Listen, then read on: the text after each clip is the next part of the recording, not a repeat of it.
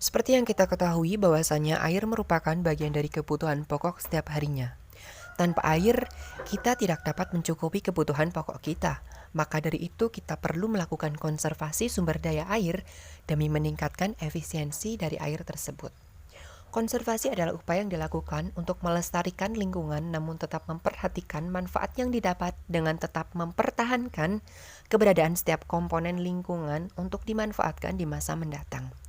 Jadi konservasi sumber daya air adalah upaya untuk mengelola sumber daya air yang dilakukan secara bijak dengan memperhatikan manfaat yang didapat serta mempertahankan komponen penyusunnya agar dapat dinikmati di masa mendatang.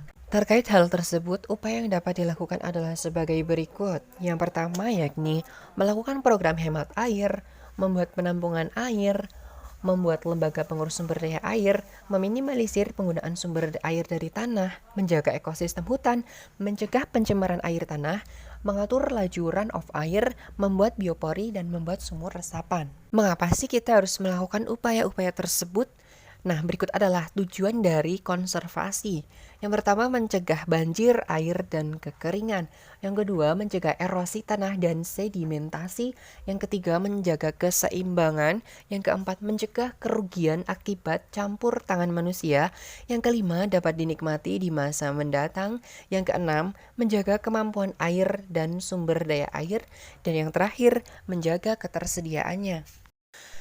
Terkait metode konservasi, berikut adalah metode yang dapat dilakukan. Yang pertama yakni konservasi secara agronomis, yang merupakan konservasi yang dilakukan dengan menggunakan tanaman atau tumbuhan dan juga sisa dari tanaman untuk mengurangi laju dari erosi.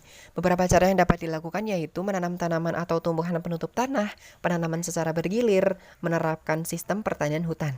Yang kedua yakni konservasi secara mekanis.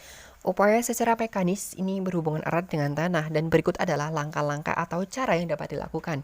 Yakni yang pertama, mengelola tanah menurut garis kontur. Yang kedua, membuat saluran air.